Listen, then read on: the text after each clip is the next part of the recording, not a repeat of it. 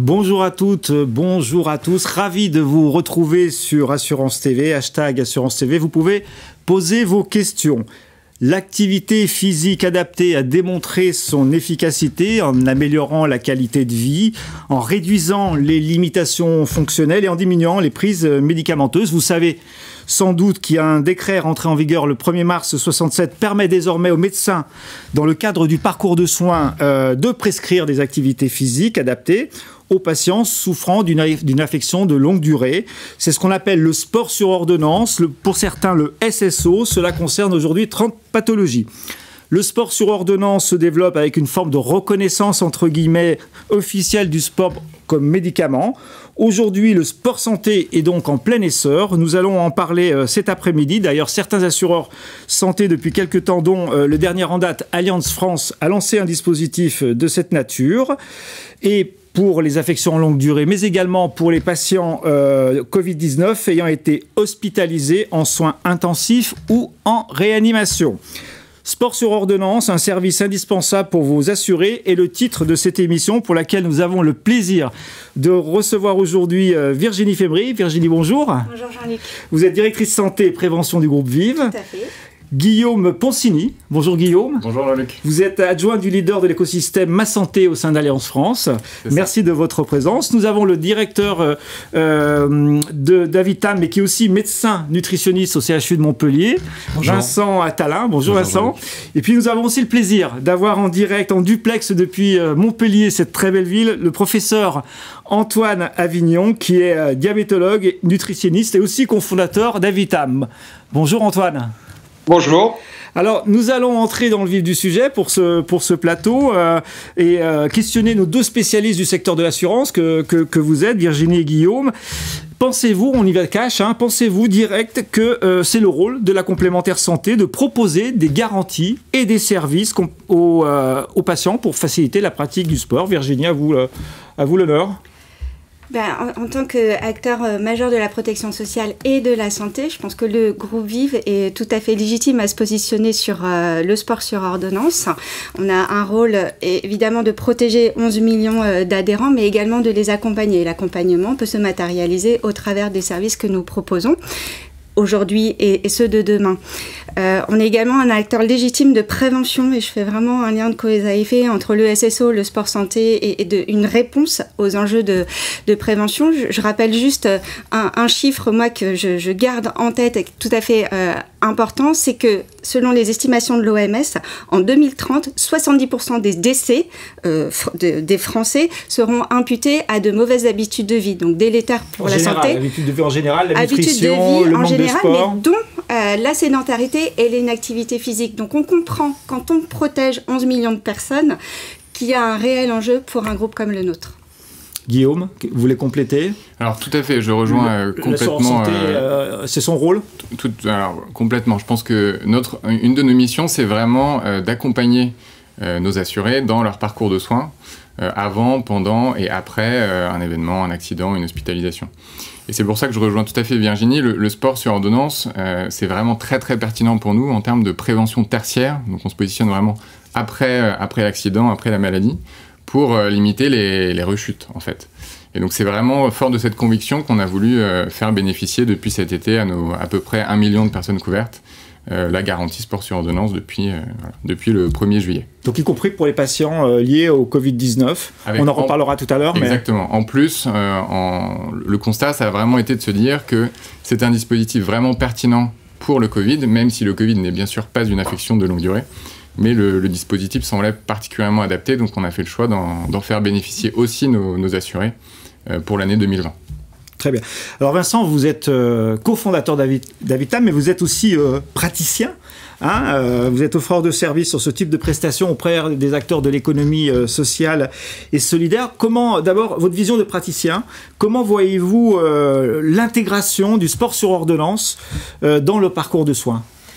Alors c'est fondamental, c'est vrai qu'on fait beaucoup moi je suis médecin nutritionniste, médecin du sport et médecin du sommeil, et c'est vrai que si on rajoute la gestion des émotions et de la psychologie, les 4 piliers du mode de vie sont absolument nécessaires dans l'accompagnement des personnes.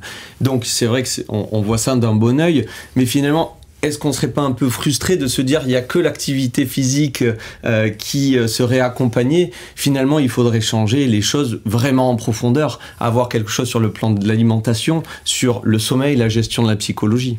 Donc c'est plus que le parcours de soins, c'est le parcours de santé que vous évoquez. C'est le parcours de santé, exactement, en y incluant vraiment la dimension médicale qui est coordonnée par le médecin généraliste et forcément on est obligé d'y passer par là.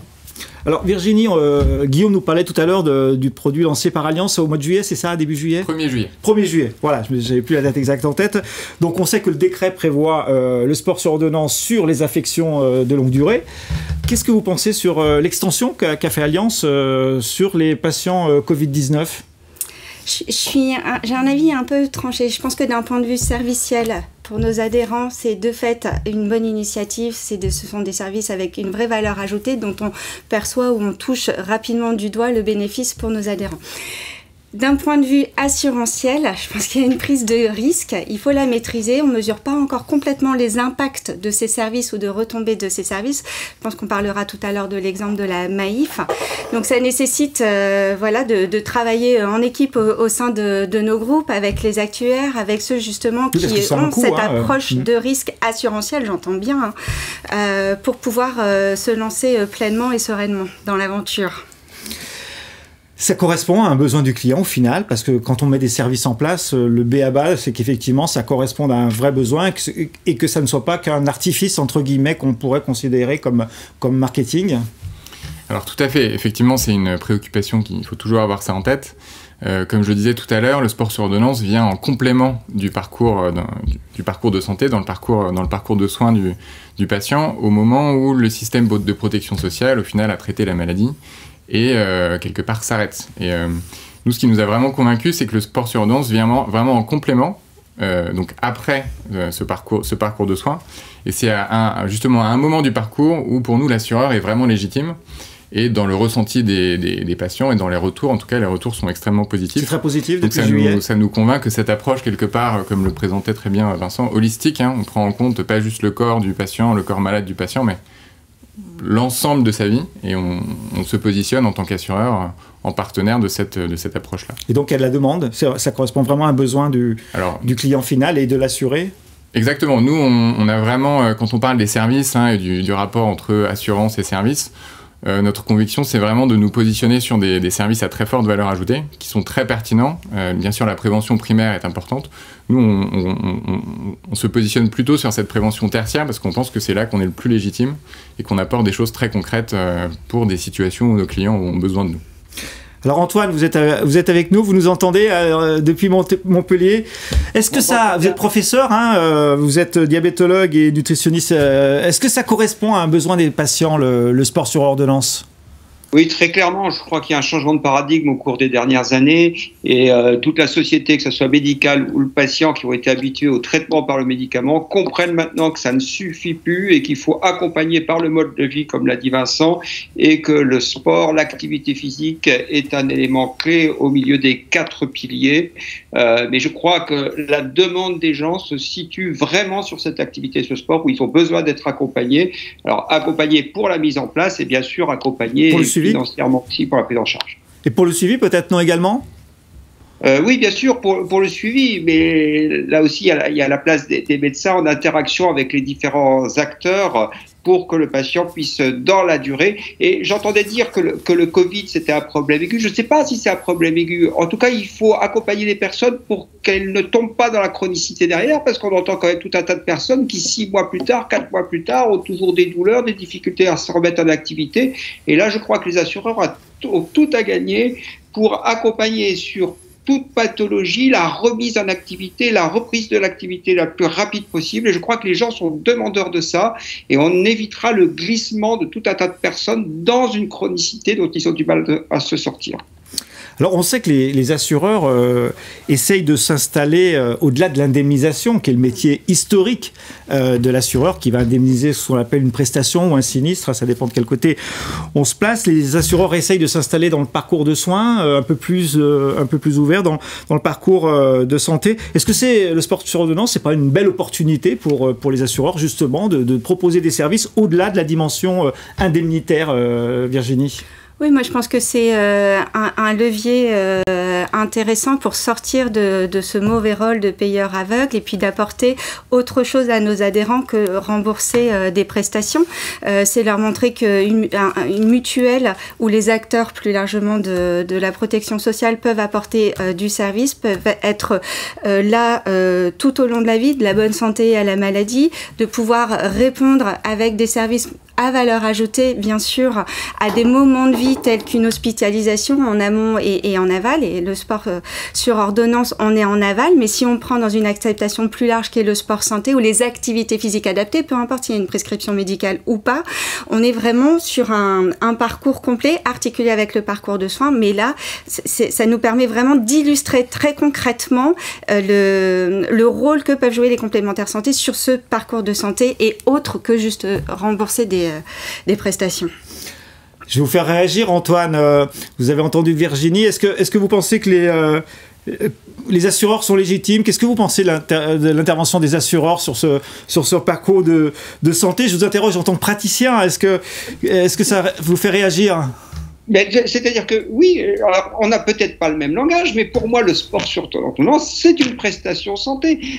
J'ai l'impression que la prestation santé, on ne sort pas d'un schéma classique où c'est le médicament, où c'est le kiné, on n'arrive pas à évoluer. Je pense qu'il faut intégrer que chez une personne qui a une maladie chronique, chez une personne qui fait une phase aiguë qui risque de le faire basculer dans la chronicité, le sport sur ordonnance est une prestation santé et pour moi doit être pris en charge à titre de prestation santé par les assureurs comme d'autres prestations santé. J'insiste un petit peu, je répète, mais... Et par l'assurance maladie aussi, peut-être? Non, on va au-delà du débat, mais... Comment? Et par l'assurance maladie également? Qui aujourd'hui ne le prend pas en charge. Oui. Si on considère que c'est une prestation santé, oui, il faut se battre pour que l'assurance maladie le reconnaisse en tant que tel. Je crois que la médecine moderne est une médecine du mode de vie et pas seulement du médicament, pas seulement du centre de rééducation, qui coûte une fortune par ailleurs. Je pense que le sport sur ordonnance coûtera beaucoup moins cher à tout ce monde-là. Virginie, vous vouliez réagir? L'assurance maladie n'est pas encore tout à fait prête aujourd'hui pour aller rembourser les interventions non médicamenteuses, ni même matures. Et je pense que c'est aussi de la légitimité et du rôle des complémentaires santé d'accompagner ces parcours sport sur ordonnance, sport santé ou activité physique adaptée et d'en démontrer l'efficience, soit en améliorant les déterminants de santé, les 4 facteurs de risque dont on parlait tout à l'heure, soit en démontrant aussi l'efficience sur le financement même du système de santé, parce qu'on peut avoir un impact ou mieux piloter la sinistralité en santé et en prévoyance.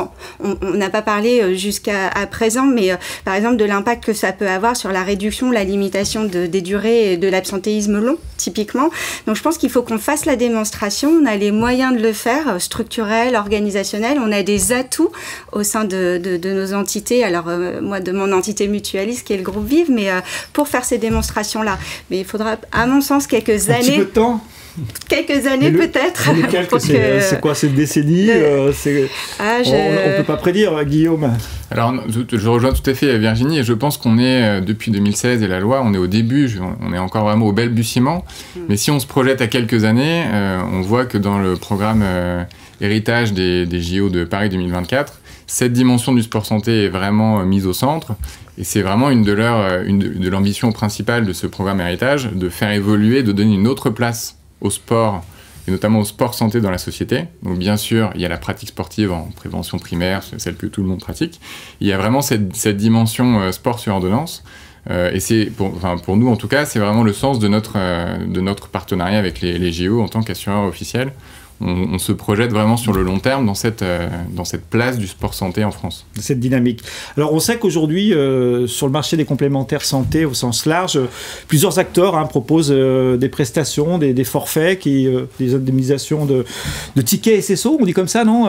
Oui, des coupons santé, des coupons SSO, etc. Alors, est-ce que c'est très bien, moi je ne juge pas, mais est-ce que le suivi de l'activité sportive est suivi, si je puis dire, d'une certaine façon? C'est bien de donner un coupon, mais est-ce qu'on a le retour sur l'apport que ça peut avoir sur les patients, Vincent?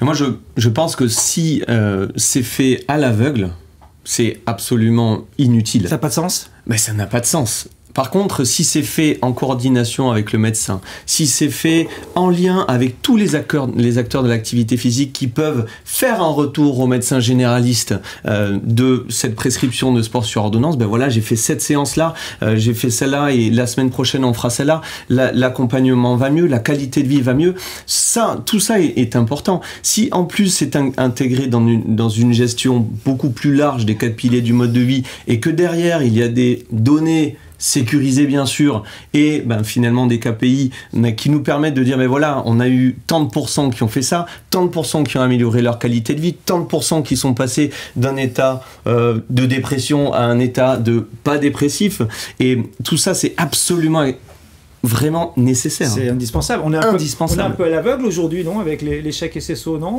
c'est-à-dire qu'on donne 60 € par-ci, 100 € par-là, je sais pas, 200 € pour certains, 300 même, je crois. C'est un petit peu le levier d'amorçage. Ça permet quand même d'inciter, parce qu'il y a une incitation financière, le tout à chacun à reprendre le sport. En tout cas, ça démocratise l'accès aux pratiques qui ont un coût. Mais effectivement, ça donne une impulsion positive et un message fort. Pour moi, c'est nécessaire, ça donne cette impulsion-là. Mais en revanche, il ne faut pas s'arrêter là, parce que sinon, on retombe dans ce fameux biais qu'est le payeur aveugle, en fait. Donc, il faut essayer de dépasser ça en s'appuyant sur des services d'accompagnement personnalisés, individualisés, en s'appuyant sur un réseau sport-santé structuré qui peut aller du pilotage de la création de ce réseau, du pilotage de l'animation, voire d'audit ou de labellisation. Enfin, tout est possible. On peut y aller pas à pas, mais je pense qu'il faut voir grand et ambitieux. Si. Pardon.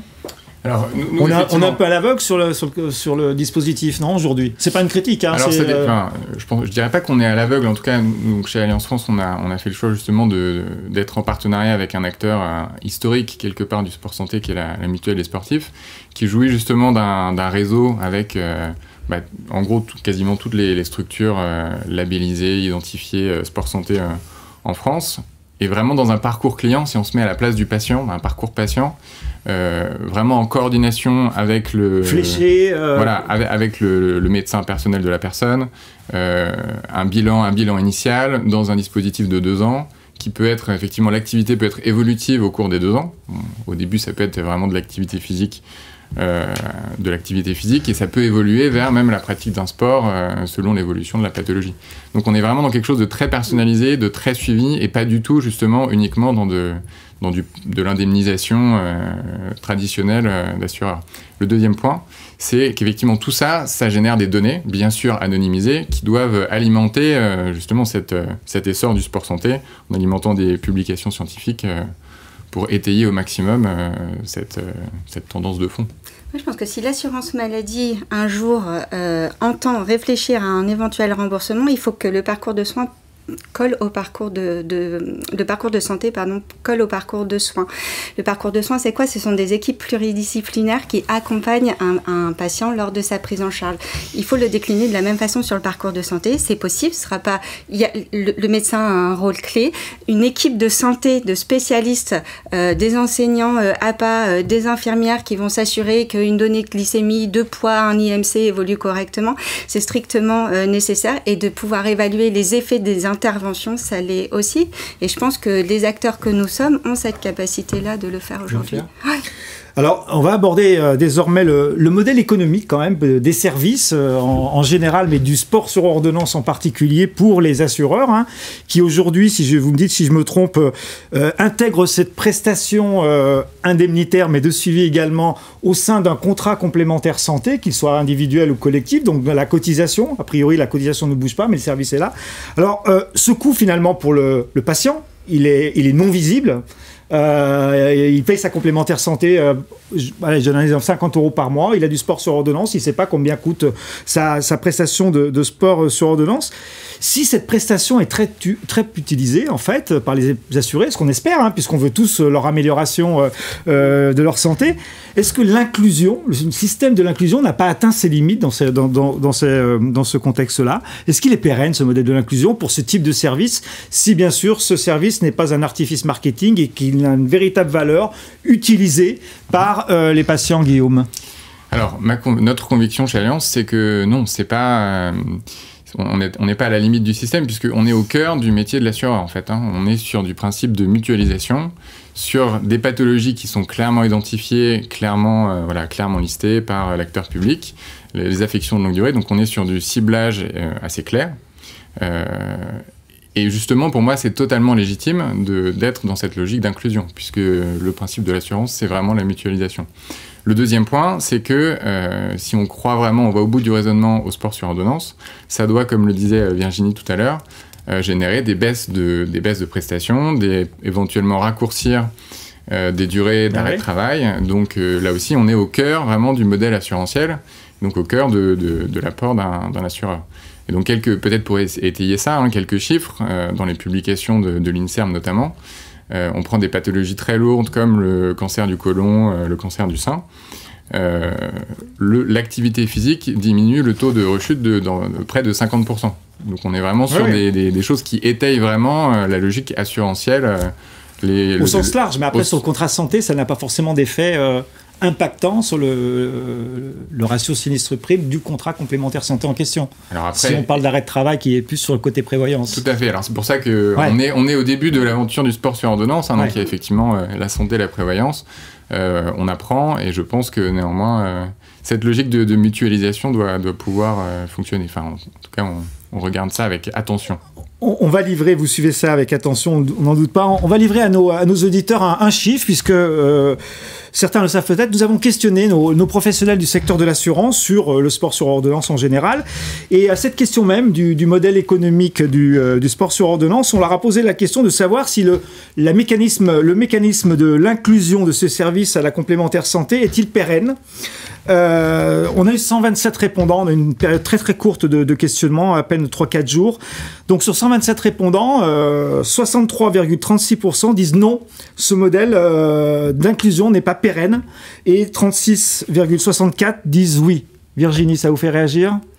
Complètement, et je pense surtout que le chantier modélisation économique, c'est un chantier en soi quand on veut aller à des stratégies autour du sport santé, du SSO. Le SSO, c'est un parcours qui finalement peut trouver son propre modèle. Les parcours activité physique adaptée ou les parcours sport santé peuvent trouver d'autres modèles. Moi, je pense que si on veut que le service ait une valeur ajoutée pour l'adhérent, effectivement, le premier sujet, c'est que nos adhérents sachent qu'il existe. Donc, il y a un sujet de com, il y a un sujet de marketing ciblé, où là, je pense qu'on a encore des progrès à faire pour avoir vraiment des démarches de marketing ciblées. C'est comment on identifie dans notre population, donc de milliers et de millions d'adhérents, ceux qui sont légitimes à tel ou tel service ou à tel ou tel parcours. Et après, on regardera... Donc, il y a un travail de segmentation fort à effectuer. Je pense que c'est nécessaire pour ensuite essayer de trouver le bon modèle. Bon modèle. Là, c'est des questions qui concernent que les assureurs, Vincent et Antoine, je ne vous l'ai pas posé. Vous positionnez sur ce service, sport sur ordonnance, pas que, puisque vous nous avez évoqué le fait tout à l'heure que vous étiez plutôt sur un parcours de santé. Donc, comment vous, à Vitam, vous positionnez sur cette pratique du sport sur ordonnance et plus généralement peut-être sur le parcours de santé ? Alors, pour tout vous dire, le sport sur ordonnance chez Avitam, c'est assez récent. C'est que ça fait 10 ans, nous, qu'on travaille sur Avitam. C'est vraiment une plateforme beaucoup plus globale dans la gestion du mode de vie des personnes. Donc, la nutrition, les activités physiques, le sommeil, la gestion des émotions. Et en fait, cette plateforme, c'est comme une sorte de GPS. En fait, c'est un GPS intelligent qui va analyser votre santé, votre mode de vie, qui va pouvoir évaluer finalement la volonté d'améliorer la santé, et ça va vous proposer un parcours de soins. Et donc, ce modèle est totalement gratuit. Et gratuit pour qui ? Pour les utilisateurs ? Pour les utilisateurs, pour les professionnels de santé, et finalement c'est inclus dans tous nos contrats premium avec des partenaires assureurs ou autres de l'économie sociale. Exactement, tout à fait. Et donc le sport sur ordonnance, c'est finalement une toute petite brique de finalement ce monde beaucoup plus global d'accompagnement des personnes dans la gestion de leur santé. D'accord. Il y a une notion des data aussi peut-être importante, puisqu'effectivement, si on veut améliorer, avoir des KPI, si on veut améliorer la santé au sens large, sans que ça soit, pour que ça soit anonymisé, excusez-moi, je ne trouvais pas le mot.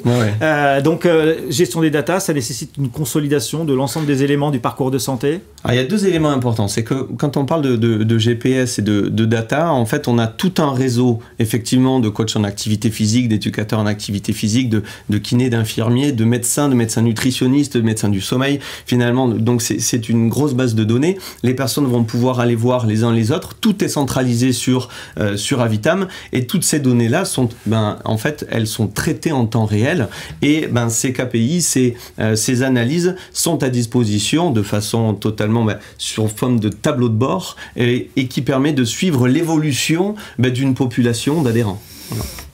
On va revenir un petit peu à notre sport sur ordonnance dans l'assurance. Il y en a qui arrêtent le sport sur ordonnance. Je pense que tout le monde sait de qui on parle. D'autres qui se lancent, bravo. Pourquoi ils ont arrêté, à votre avis? Il y a une mutuelle d'assurance bien connue qui a arrêté. Trop de succès, trop de... Alors, si on se réfère au communiqué de presse de la dite mutuelle, oui, ils ont été victimes de leur succès.